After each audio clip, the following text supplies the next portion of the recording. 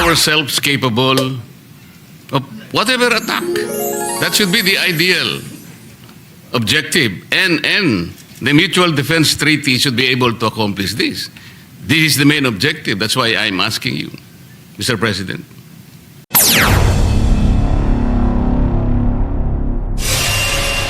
Which is that we are in the period of interpellation. Mr. President, I further move that we now consider the budget of the Department of the National Defense, the Office of the Secretary, proper Government Arsenal, National Defense College of the Philippines, Office of the Civil Defense, and I further move that we now recognize the distinguished sponsor, our Chair Committee of Finance, Senator Win Gatchalian, and to interpellate Senator Rodante Marcoleta. All right. Any objection? Hearing none, consideration of House Bill 4058 under Committee Report number 18 is in order. We recognize Senator Sherwin Gatchalian to sponsor the budget of the Department of National Defense and to interpellate Senator Marcoleta, but the sponsor is recognized first to place on record the budget. Maraming salamat, Senate President, Majority Leader. Thank you very much.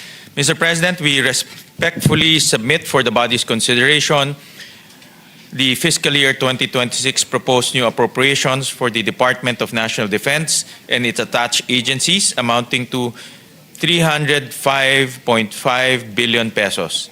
And the breakdown is as follows. For the Office of the Secretary, 2.3 billion pesos. For the Government Arsenal, 2.8 billion pesos. For the National Defense College of the Philippines, 300 million pesos. For the Office of the Civil Defense, 2.6 billion pesos. For the Philippine Veterans Affairs Office, 1.6 billion pesos. For the Veterans Memorial Medical Center, 4.9 billion pesos. For the Armed Forces of the Philippines, 290.7 billion pesos. Of the 290.7 billion pesos allocated to the AFP, 145 billion pesos is for the Philippine Army, 60.3 billion pesos is for the Philippine Air Force, 59.9 billion pesos is for the Philippine Navy, and 25 billion pesos is for the General Headquarters AFP and AFP-wide service support units. We likewise submit to the body for the body's consideration the fiscal year 2026 proposed new appropriations of the revised AFP Modernization Program in the amount of 60 billion pesos under the program appropriations and another 30 billion pesos under the unprogrammed appropriations. Maraming salamat, Senate President. All right, thank you. The Senator Dante Marcoleta is recognized to interpolate.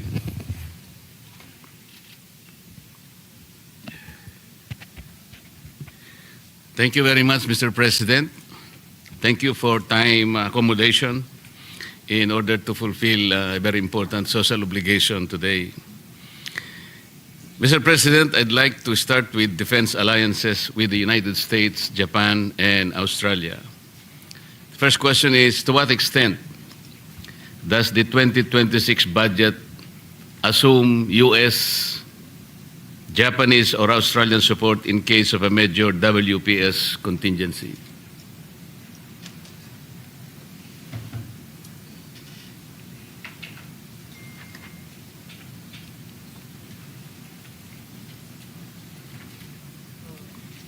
Well, Mr. President, there's no particular item for the U.S., Japan, and Australian arrangement. It forms part under the visiting forces arrangement, Mr. President.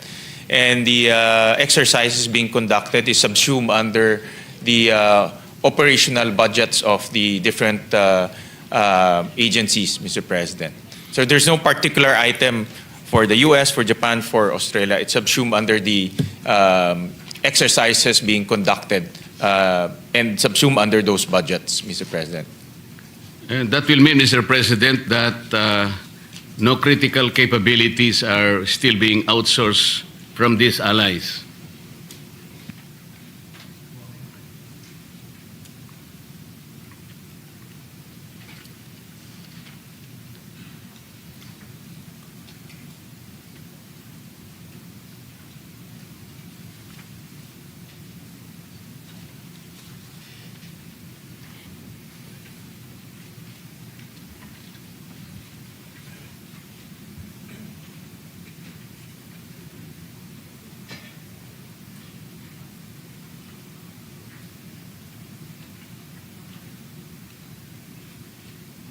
Mr. President, the arrangement between our allies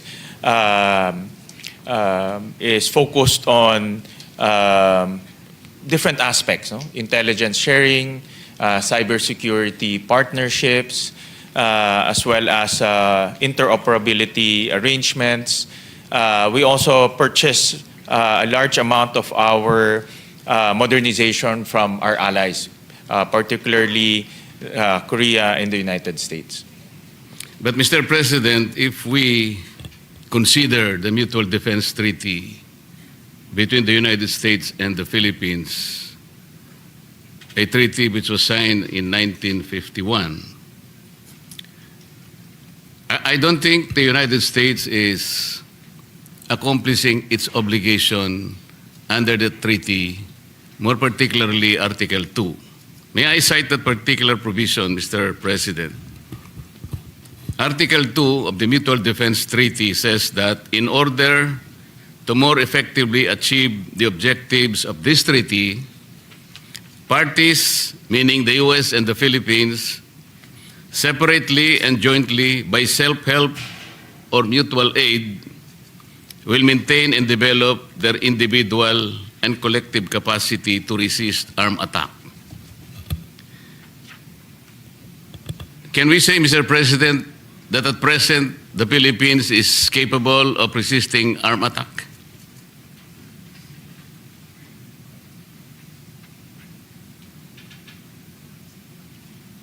The answer from the Department of National Defense depends on the degree of the armed attack, Mr. President. And that's why we have interoperability exercises with our allies, Mr. President, so that we can be prepared for any eventuality, including disaster preparedness, Mr. President, which is, I think, a much more critical preparedness activity that we need to endeavor. The treaty, Mr. President, did not distinguish the nature and kind of armed attack. It just said both parties should be capacitated to repel armed attack.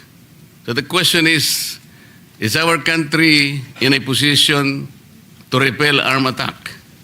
Let's say from Vietnam.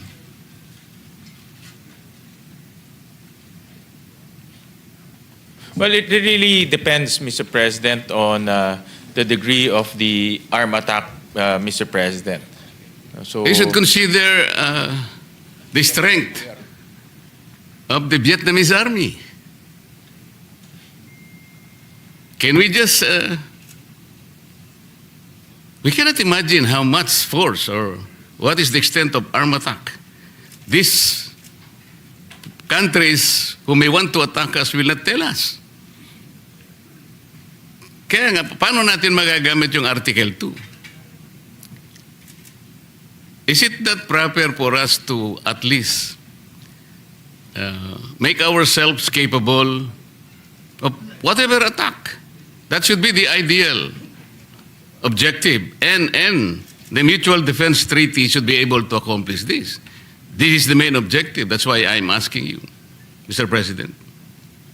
Mr. President, one of the aim of the DND is to continue to modernize our capability, Mr. President.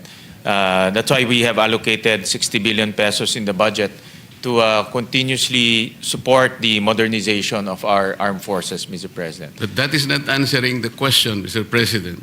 I'm asking whether our country is in a position to repel armed attack. This is the objective of the Mutual Defense Treaty.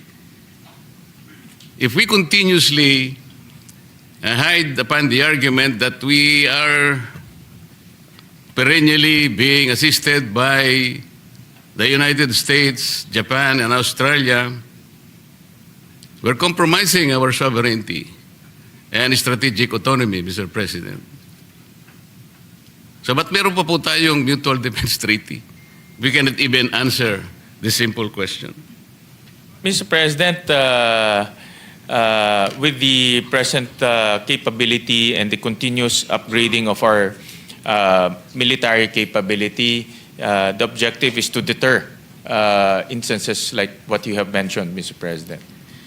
You are saying, Mr. President, we are in a position to deter, for example, China from attacking us?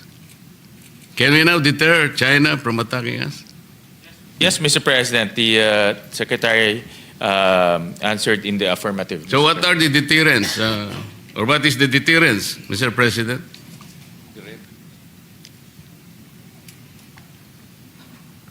Well, Mr. President, as we have seen in the news that our troops are continuously training, continuously holding exercises with our allies.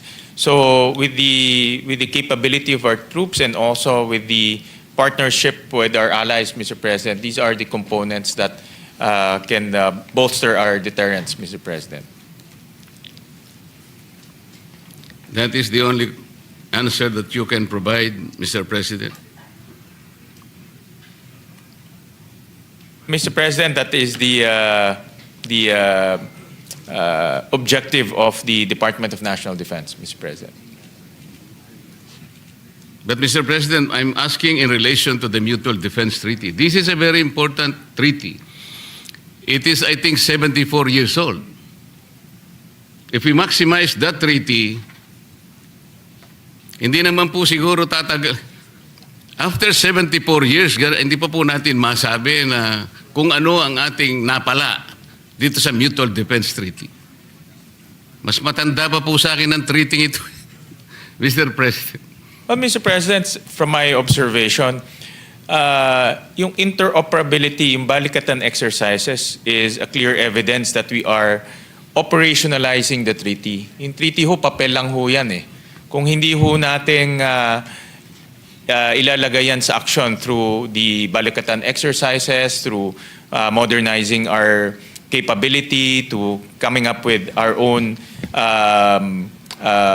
modernization program, hindi ho talaga magiging beneficial yung treaty na yan. So makikita naman ho natin na tuloy-tuloy po ang paglalaan po ng pondo sa ating AFP at tuloy-tuloy rin po nila ginagawa yung kanilang makakaya with the limited budget that we have. No? Sana ho, mas malaki, but with the limited budget that we have, yung kanilang mga exercises para po makaresponde ho sila kung ano man ang pwedeng mangyari. Eh sabi po nyo kanina, Mr. President, wala naman po tayong na-outsource sa ating mga partners. It is inconsistent, Mr. President. Sabi, tinatanong ko po kanina, gaano po sa ating budget ang ma-assume natin na suporta mula sa tatlong mga kaibigan natin. Ang sabi po ninyo, wala. Yeah. May nabanggit ko ho kanina, like for example, intelligence sharing, nabanggit ko rin, nasabi ko rin ho kanina yung cybersecurity capabilities and cybersecurity capacitation. Yun po yung mga ilan sa mga ina-outsource ho natin at partnership. Hindi lang ho outsourcing, but in my view, these are partnerships eh. Ang mundo ho naman ay interconnected na ho ngayon at hindi ho natin pwedeng sabihin na tayo lang ang gagawa. So we have partnerships with our allies, Mr. President. But a more detailed discussion should be limited to a executive session, and the Secretary is more than willing to brief His Honor on the details of those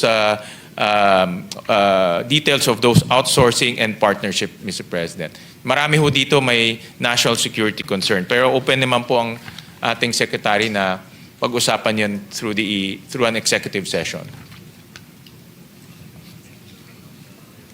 What clear red lines and conditions has the Philippines communicated to the US, Japan, or Australia regarding the use of EDCA sites, yung joint patrols po natin and exercises, so that our territory is not used for offensive operations unrelated to Philippine defense and security?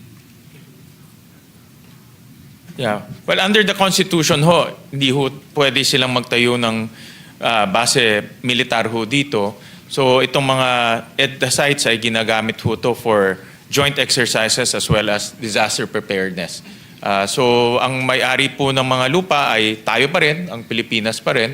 Ang nag-ooperate rin po ay tayo pa rin, ang Pilipinas pa rin. So wala ho silang responsibility sa pag-ooperate ho nun.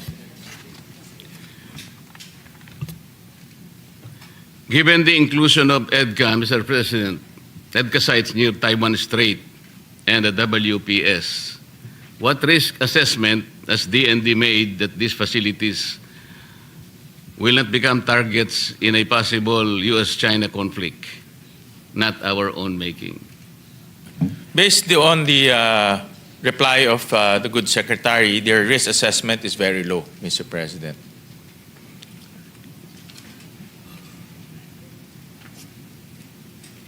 With the reciprocal access agreement with Japan, enhanced defense cooperation with Australia, what types of operations are explicitly ruled out on Philippine soil or in waters?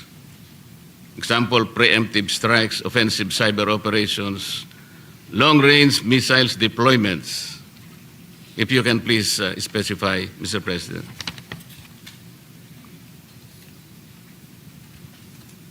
Ang limitation po ay offensive operation and anything that will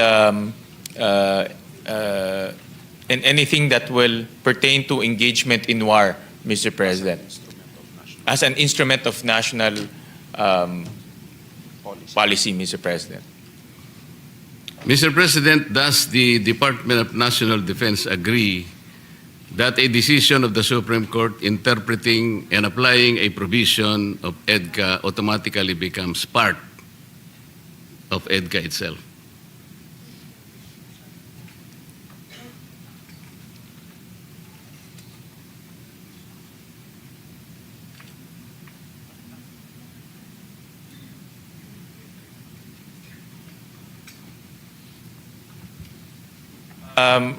Mr. President, the reply of the Secretary, it's this positive portion reflects that, Mr. President.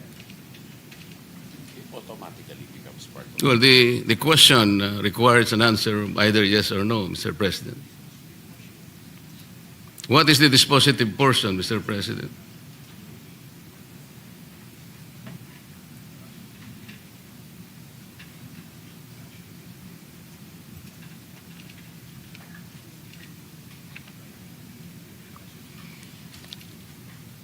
The reply of the Secretary, Mr. President, it's part of the ruling and it's part of the ratio decidendi, Mr. President.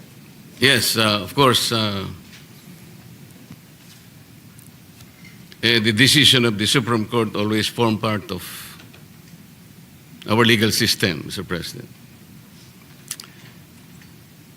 And we're referring to Ochoa, Sagisag versus Ochoa, Mr. President, where the Supreme Court interpreted Article 4 of EDCA regarding the unimpeded access of the U.S. to a military equipment, material, and supply that it has prepositioned in the Philippines. That is correct, Mr. President.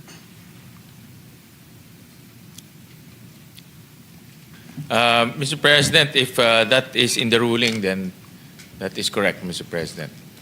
And therefore, Mr. President, you have to agree that such interpretation of the Supreme Court should automatically form part of EDCA, correct?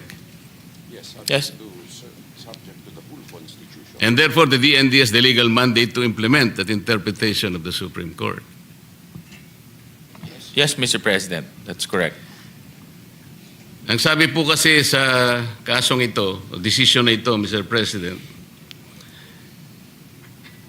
it was interpreted, meaning Article 4 of EDCA, that the U.S. has unimpeded access only to those military equipment, material, and supplies that the Philippines has consented to be prepositioned on Philippine territory. Yes.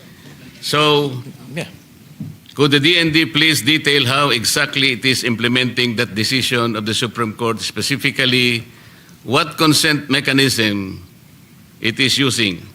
Is it the Mutual Defense Board or the Security Engagement Board?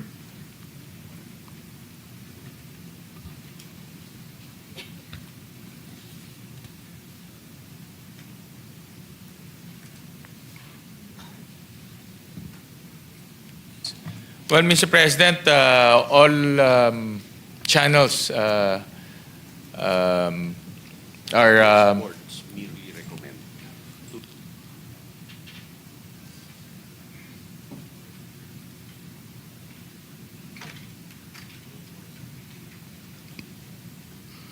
I was informed, Mr. President, that the boards are merely recommends, and the secretaries of the DFA and the DND are the ones who approve it, Mr. President. When we say the boards, Mr. President, we're referring to MDB and the SEB. Yes, Mr. President, correct.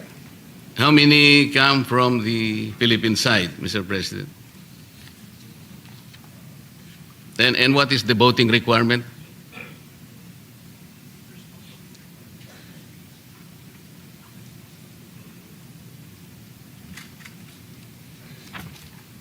It's 7-7, Mr. President, in the board. But the board is still here. Has there been an instance, Mr. President, when the Philippines did not allow the U.S. to preposition a certain military equipment, materiel, or personnel? Well, Mr. President, the Secretary relayed that they're not at liberty to divulge that the answer to that, Mr. President. May we know the reason, Mr. President?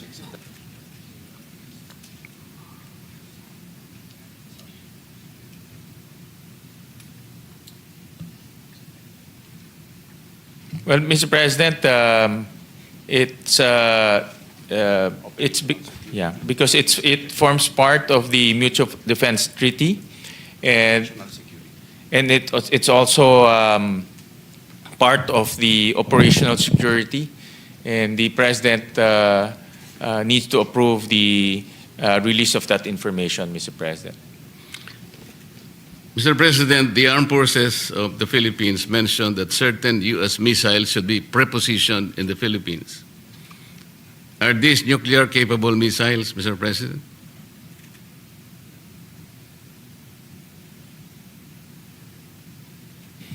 Mr. President, no, they're not. They're not nuclear missiles, Mr. President.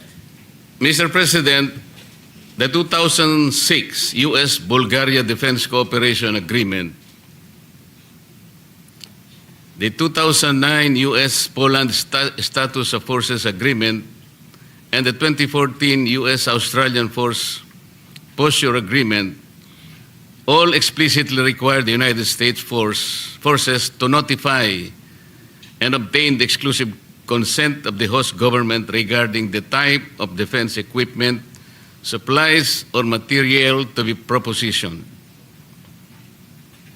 The U.S.-Australia agreement even provides for a snapback by the Australian Parliament. The Philippines, or the Philippine EDCA, does not have such consent provision. Why is the Department of National Defense not insisting on that insertion of such sovereign provision, Mr. President? Well, Mr. President, that provision, the reply of the Secretary, the provision is not necessary because Why? the guiding document will be the Constitution, Mr. President. But Mr. President, would not such sovereign provision ensure the independence of our foreign and security policies? Aside, of course, from the Constitution. Well, Mr. President, any action in relation to the EDCA sites, the Philippine side will have the final say, Mr. President. Mr. President, the Chief of Staff of the Armed Forces recently said that all the investigations into and protest against the government corruption are causing destabilization and benefiting China. Do you agree that the work of the Senate Blue Ribbon Committee is destabilizing the Philippine government? Well, personally, Mr. President, that's part of our mandate under the Constitution. Yes. And the investigation is in aid of legislation, Mr. President. Kaya nga po, kaya hindi tayo nagdi-destabilize kahit na po tayo ay gumagawa ng pagdinig laban sa corruption na nangyayari sa ating bansa, lalong-lalo na po itong karumal-dumal na flood control projects na nakita po natin kung anong...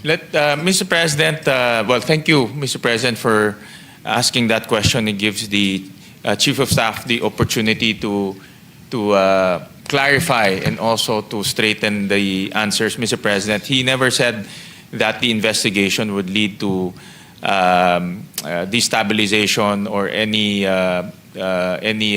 instability in our political system. What he mentioned is withdrawal of the support of the AFP will lead to destabilization. So, and that's very clear, Mr. President, the difference between the responsibilities of the legislature in aid of legislation and also the withdrawal of the support of the military, Mr. President. Do you agree in the Philippines' one China policy?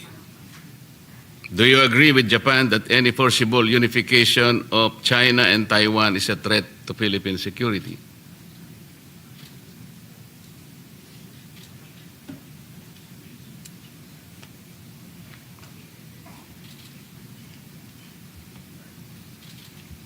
Well, Mr. President, the policy is we adhere to the One China policy. But of course, the actions succeeding to that will be subject for discussion, Mr. President. And you do not agree with Japan? Mr. President, for now that is hypothetical and it's yeah, correct. It's hypothetical and that is the statement of Japan, Mr. President. Mr. President, Vietnam's policy of no military alliance has enabled it to develop an indigenous capability to produce military drones. Do you think the Philippines should forever rely on external military assistance or try to stand on our own?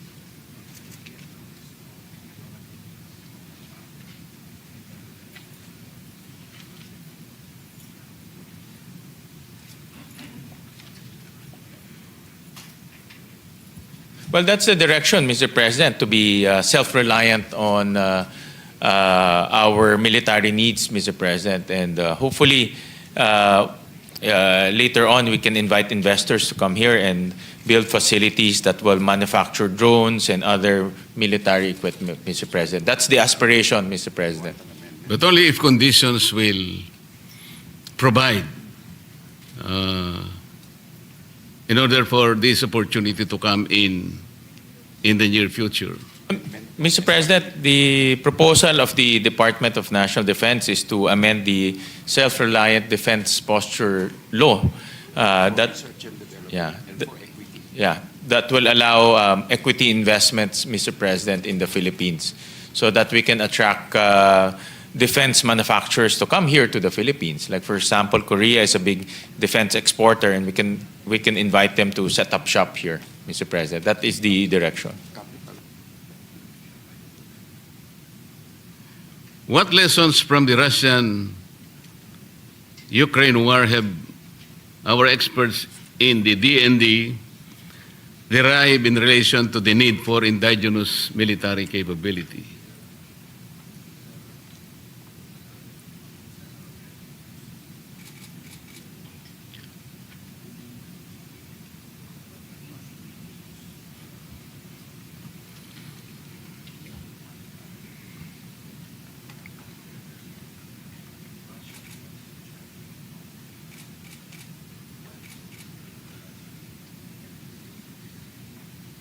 Well, Mr. President, there are many lessons that the department derived from that Russian-Ukraine war. One is the indigenous capability in manufacturing, Mr. President, and actually I've seen some documentaries that because of that war, the Ukraine defense manufacturing industry had a resurgence. They now produce virtually most of the things that they need to repel the Russian invasion. Number two is another lesson is you cannot rely on one country in terms of one country alone to on both sides, Mr. President, on defense support, Mr. President. So it's important to also have alliances with different like-minded nations, Mr. President.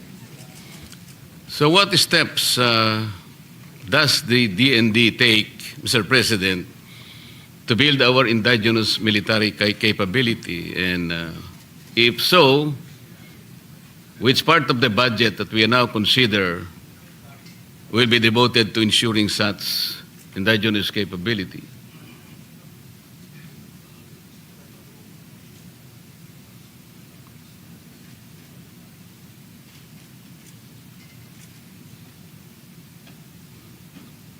Well, Mr. President, the aspiration is to produce our own technology, defense technology, Mr. President. But the department strongly recommends the amendment of the Self-Reliance Defense Posture Law so that government can so the government can invest in research and development, as well as the government can invest in defense manufacturing investments, Mr. President. So because of that law, there are limitations in terms of what government can do in defense manufacturing, Mr. President. I'd like to hear a better word, Mr. President, than aspiration. Parang aspiration, malayong-malayo pang mararating na. Can we use another term para kahit paano The vision. hindi yung lilipad-lipad na... The vision. The actualization, Mr. President. Yun naman talaga ho ang gusto ho natin because it also creates jobs and technology transfer. But it's, as you know, no, the defense is also very complicated and the technology is not readily available. Yes, Mr. President, talagang yun ang aking gustong tunguhan kasi can you imagine the Mutual Defense Treaty is 74 years old? Kahit papaano nating kwentahin ito, Mr. President, talagang wala. Pasensya na kayo kung exasperated ako, pero Mr. President, if you've seen the last 3 years, yung mga balikatan exercises had ramped up tremendously, Mr. President. And that's clear evidence that the Mutual Defense Treaty is doing its responsibility, Mr. President. yes, Goal. but they fell short in being able to satisfy our requirement that our country is now in a clear position of being able to repel armed attack. Ayoko nang bumalik doon. Yung kasi lang ang punto ron Mr. President. Well, Mr. President, last comment, actually under the leadership of Secretary Teodoro, doon po talaga nag-umpisa itong ramping up ng mga alliances with our like-minded partners, Mr. President. And with that, doon rin nag-umpisa yung investments rin ho natin sa modernization. Kaya this year, Mr. President, pinakamalaking modernization fund ang ilalagay po ng Senado para po makahabol ho tayo sa mga pangangailangan ho natin. Yun po yung gusto ko sabihin, Mr. President. Nakabawi-bawi tayo ng konti dahil nandyan ang aking kaibigan, Secretary Gilbert Teodoro. Kung wala pa siya dyan, paano na? Kasi hindi natin masasabi kung mananatili siya dyan. Pwede siyang... yung palang punto nyo, Mr. President. Nakuha ko na ho. Kaya nga Would you say that militarization rather than diplomacy is the main mode of dispute settlement of China? No, Mr. President. Absolutely not, Mr. President. Okay. So, ang main tool po natin is diplomacy insofar as the Philippines is concerned. Yes, Mr. President. But it's at the same time, Mr. President, it's to our best and core interest to continuously modernizing our capability, Mr. President. Yung pong mga diplomatic efforts natin, ano-ano po yun? Sana hindi lang po mga diplomatic protest tsaka yung tinatawag nilang megaphone diplomacy. Are there actual negotiations and are there budgets devoted for these actual negotiations para yung diplomacy makita natin po talagang nag-ooperate? Mr. President, under the budgets of the Department of Foreign Affairs, Mr. President, merong mga amounts there to continuously engage our partners as well as other countries in diplomacy, Mr. President. Mr. President, is it correct to say that the Department of National Defense is asking the people for billions of pesos to defend the West Philippine Sea, or WPS? But Mr. President, it's not only limited to the West Philippine Sea, Mr. President. It's the Yeah, core in mine- relation only to the West Philippine Sea. Yes, Mr. President. Okay. Pwede paano natin isang map? Can we ask the staff to please show the first map?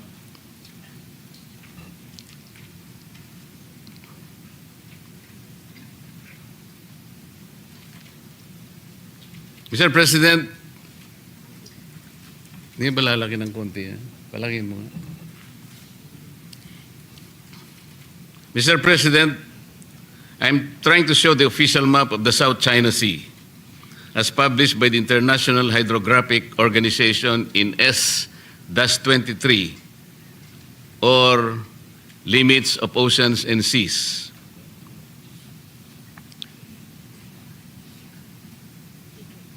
We are not supposed to defend the entire South China Sea, Mr. President. No, Mr. President. Only Only- our exclusive, until our Only the exclusive- portion of the Yeah, West Philippine Sea. Yes, Mr. President, until the exclusive economic zone, and also in the other side, Mr. President. Hindi, doon the muna eastern tayo sa side seaboard, Mr. President. Sa West Philippine Sea muna tayo.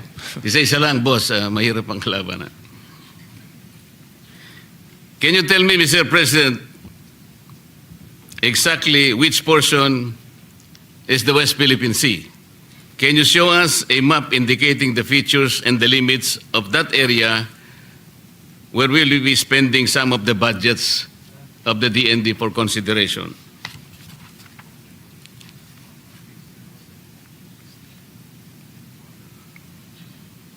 Mr. President, it's 200 nautical miles from our baseline, Mr. President. Those are the areas that the DND intends to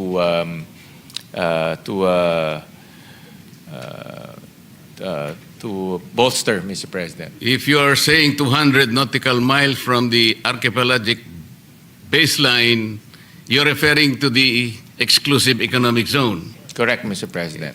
The reason I'm raising this question, Mr. President, is that the lack of precise identification of the area where the people's money is supposed to be spent, parang ang mangyayari po parang yung flood control ngayon. Dahil po sa discrepancy in coordinates, ang damit billion po kasi ang natapon din na pera. If the DND says that the WPS is the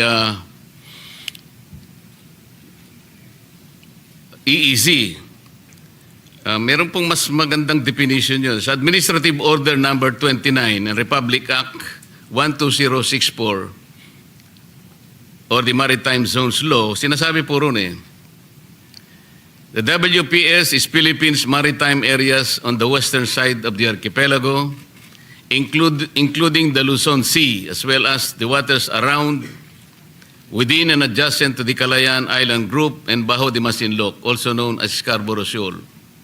Tama po yun, Sir President? Yes, correct, Mr. President.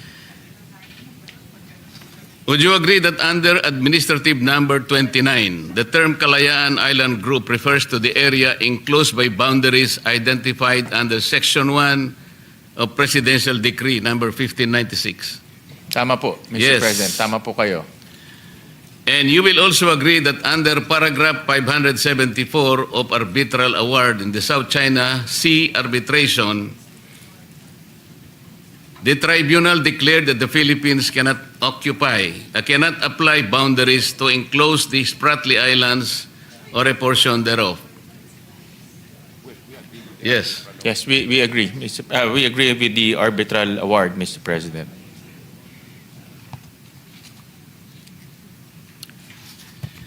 Ito po yung section po ng 1596, Mr. President, and paragraph 574 ng arbitral award. Magkalaban po talaga Sabi po ng arbitral award, Mr. President, and I quote, "In any event, however, even the Philippines could not declare archipelagic baselines surrounding the Spratly Islands. Article 47 of the Convention limits the use of archipelagic baselines to circumstances where within such baseline are included the main islands and an area in which the ratio of the area of the water to the area of the land, including atolls, is between 1 to 1 and 9 to 1. Question, is it obvious now that PD 1596 and paragraph 574 of the arbitral award, Mr. President, are incompatible? And therefore, you will agree that definition of the WPS in Administrative Order 29 had to be changed to make it compatible with the arbitral award, Mr. President.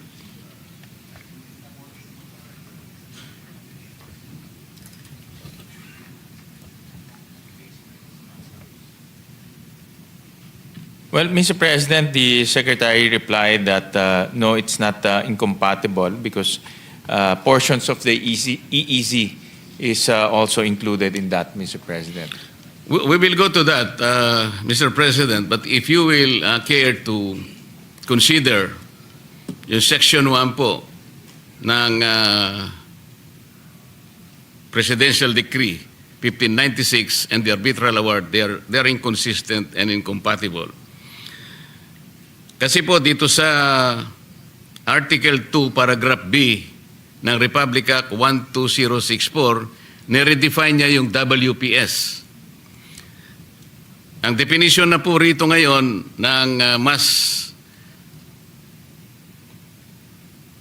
naging batas na ito ay the maritime zones of the Philippines on the western side of the Philippines, on the Philippine archipelago, including the Luzon Sea and the territorial seas of Bao de Masinloc and the maritime features of the Calayan Island Group.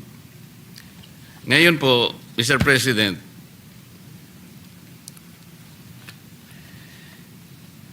yung limits po ng West Philippine Sea, ang sabi po natin kanina is the 200 nautical limit of the EEZ.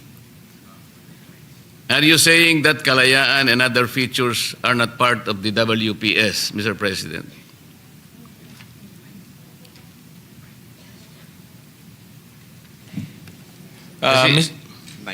Mr. President, the prevailing law is RA 9522. That is the one that they are following, Mr. President. RA 9522. Republic Act 9522. Enacted in 2009. Enacted in 2009, Mr. President. Paano po yung Republic Act number 12064? 2012 po ito. This is the more recent law.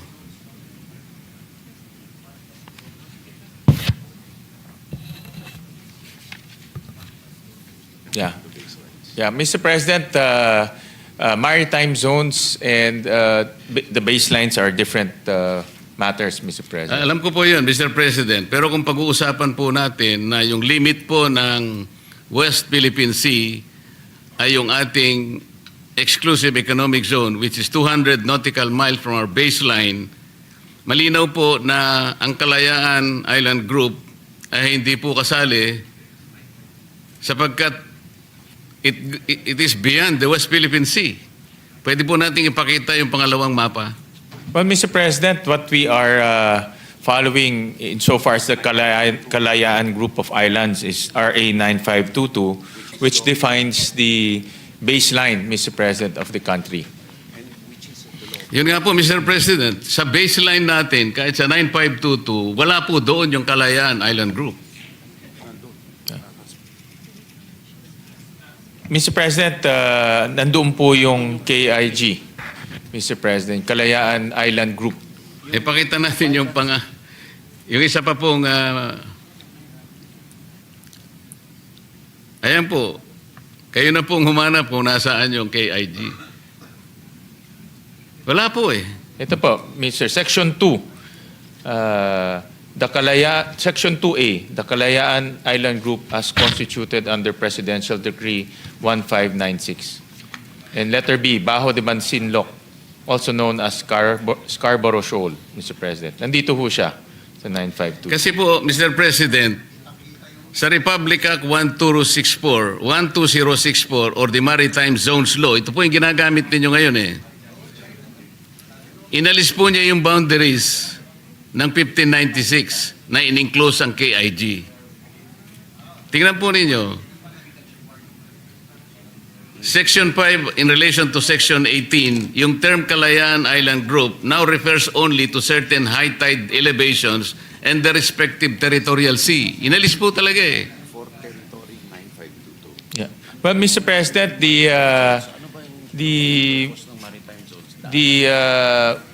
when it comes to the Kalayaan Island Group, Mr. President, it's RA 9522. Hindi po, that ang prevails, ating Mr. pong President. ang ating pong recent batas na po, yung RA 12064, it was enacted last year, November 7, 2024. So hindi po pwedeng manaig po yung sinasabi nyo dahil ito na po yung more recent na batas na ginawa po natin.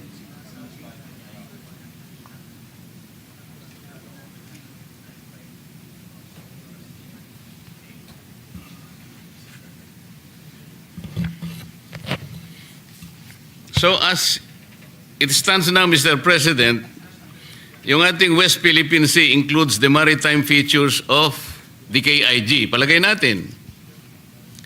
And that some of these features are separated by high seas. Kung mangyayari po yun, Mr. President, ang mangyayari talaga, ang WPS is a discontinuous and disjointed body of water. But Mr. President, also in Section 3 defines the baselines, Mr. President. And it referred back to RA 9522, Mr. President.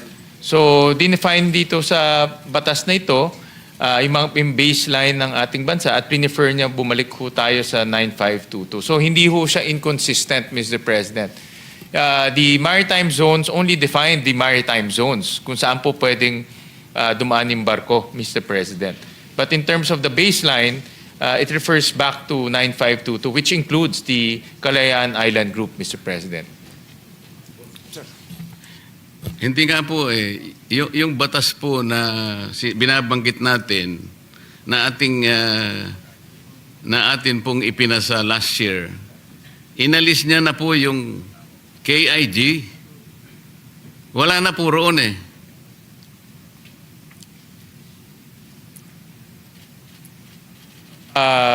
With all due respect, Mr. President, nandito ho kami nung we were discussing this law, and with all due respect, hindi ho ganun yung nangyari, Mr. President. Kaya nga po, kung sakaling sabihin natin na ang WPS now will include the maritime features of the KIG, exactly how many features are we talking about here? Can you name and locate each of these features? Can you see us or can you show us the official map? 9 major islands, Mr. President. That is the, there are 9 major islands, Mr. President. Doon po sa KIG? Hindi lang KIG. Hindi lang po sa KIG, but yung mga features po sa Yun nga West po, Philippine ang pinakamahirap dito po, dahil wala pa po tayong official map ng West Philippine Sea, hindi po natin madidescribe lahat ang features. At kung meron pong isang mang Pilipino ang naaring mabuhay doon. I'm asking these questions, Mr. President, to make certain that we know what we are talking about when we say West Philippine Sea. Nung po kasing ito'y unang nabanggit nung nasa mababang kapulungan ako, dahil nga po sa hindi pagkakaintindi sa isyong ito, nung sinabi ko na ang West Philippine Sea tayo lang ito. But in the context of international law, hindi po talaga alam pa. Ang alam po nila ay yung South China Sea. Can you imagine, Mr. President, the discomfort, for example, of a passenger in a plane about his safety or her safety, kung marinig niya yung pilot at saka yung control tower, nagdidebate sila kung nasan siya lugar. Sabi ng pilot, I am here, in the West Philippine Sea. Hindi maintindihan ngayon nung control tower. Ganun po kasi, after more than 16 years or maybe 12 years since 2012 nung ipasa po natin yung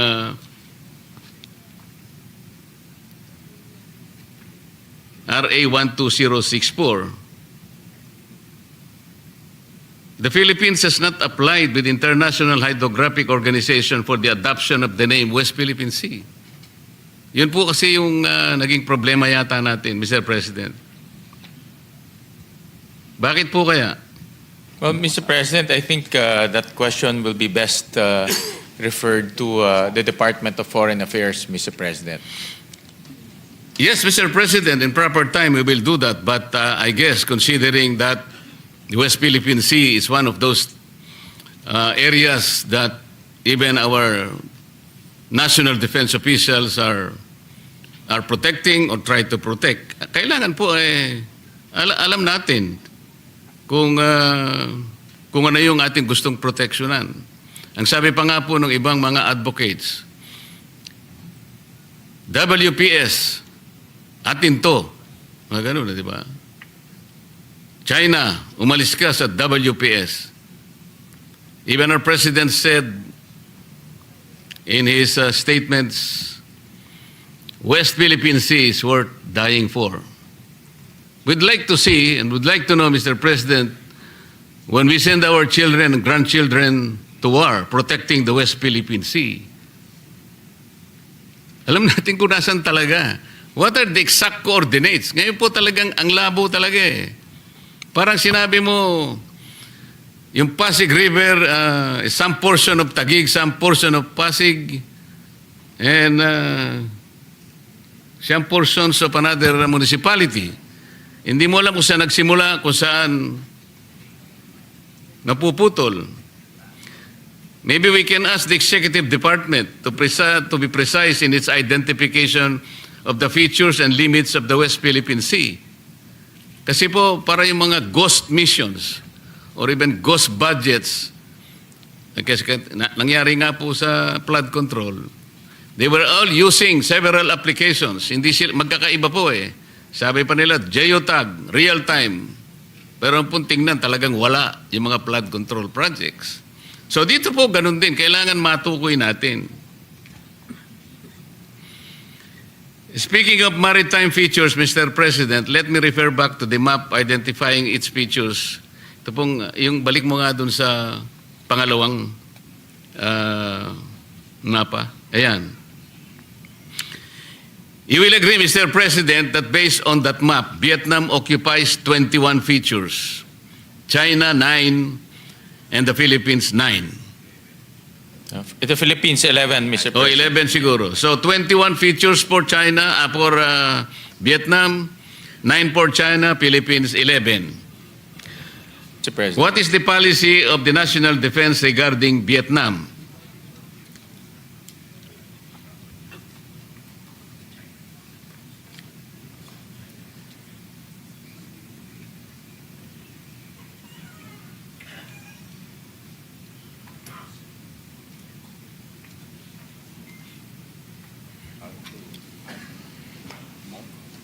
Well, Mr. President, in the case of Vietnam, Vietnam is not actively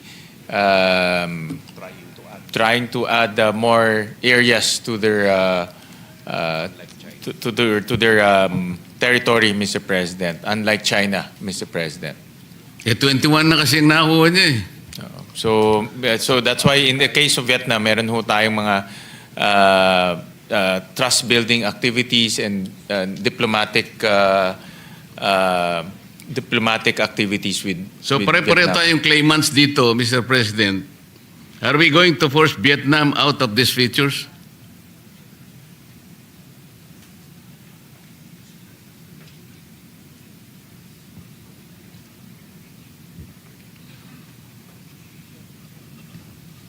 With Vietnam, Mr. President, we have open communication lines with them, and these communication lines will also discuss this type of issues, Mr. President.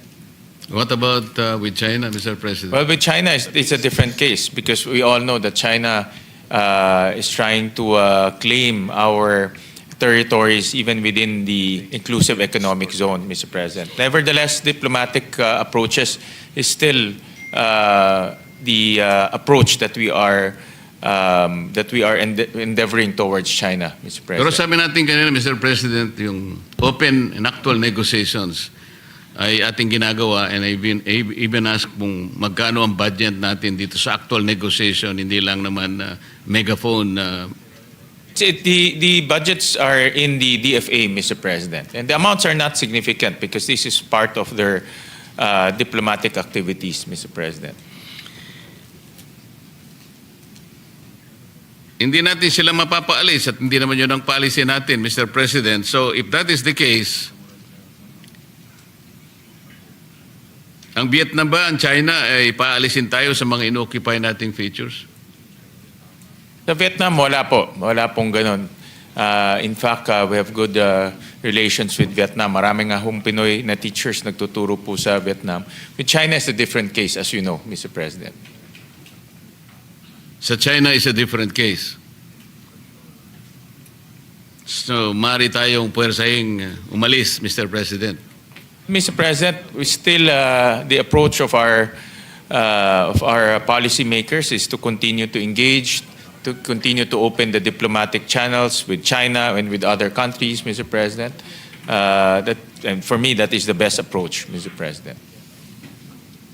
But forcing us out from these occupied territories is a potential threat, Mr. President.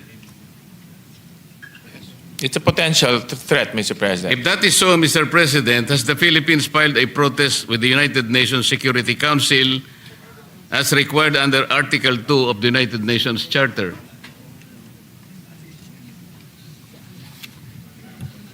Well, Mr. President, to answer your question directly, no. But to give the reasons on why that policy was undertaken, the best department to answer that is the Department of Foreign Affairs, Mr. President. Kasi po ang sagot natin is no, Mr. President, then the threat is more imagined than real. Well, Mr. President, China is has veto powers in the National Security Council, Mr. President. So yeah, that's why we have to strategize very carefully, Mr. President. Kanina po, Mr. President, sa aking pagtatanong, I was trying to differentiate po kasi dahil nga sa sigalot sa West Philippine Sea, ang dami pong misunderstanding dyan, ang daming misconception. Kaya po kung minsan ay hindi nagkakasundo ang iba't ibang mga mamamayan natin. For example po, yung pinag-uusapan lang dito sa tinatawag nating West Philippine Sea na hanggang ngayon hindi natin talaga malagyan ng exact coordinates, ano-anong mga features niyan, ano-anong mga forma niyan, para sa ganun kung tayo makikipag-away talaga at makikipagdigma, alam mo naman po natin ang ating ipinakikipaglaban. Kasi po, ang pinag-uusapan po pagka sovereign rights lang, ito po ay mga functional jurisdiction over areas that are not territories. Katulad po ng binabanggit nating exclusive economic zone. Kasama na po yung contiguous zone, yung continental shelf, and even the extended continental shelf. Hindi po mga teritoryo to eh. Napagkakamalan po na territory, kaya nagkakaroon po ng mahabang pagtatalo. Sovereign rights, Mr. President, is different from territorial sovereignty. Iba po yung sovereign rights sa sovereignty. Yung Estado po, katulad natin, have full sovereign rights, sovereignty rights, and jurisdiction over our territory. So we can apply our entire range of laws, whether constitutional, administrative, civil, criminal, or commercial, to all persons and properties and activities within our territory. subject to the rights of innocent passage, sea lane passage, open sky passage, and sovereign diplomatic immunities. Ang kaiba po nito, in contrast, yun pong mga tinatawag nating maritime rights. Halimbawa po, itong binanggit natin kanina, contiguous zone, EEZ, continental shelf, ang may apply lang po natin dito ay mga batas or regulations relating to customs, taxation, immigration, and sanitation. Sa exclusive economic zone po, Mr. President, and continental shelf, even the extended continental shelf, ang mag-a-apply lang po rito ay batas tungkol sa energy, fisheries, and maritime genetic resource, exploration and exploitation of artificial structures, marine research, pollution control, seabed pipelines, and cables. So kailangan po kasing may paliwanag ito in defense of what we perceive as West Philippine Sea.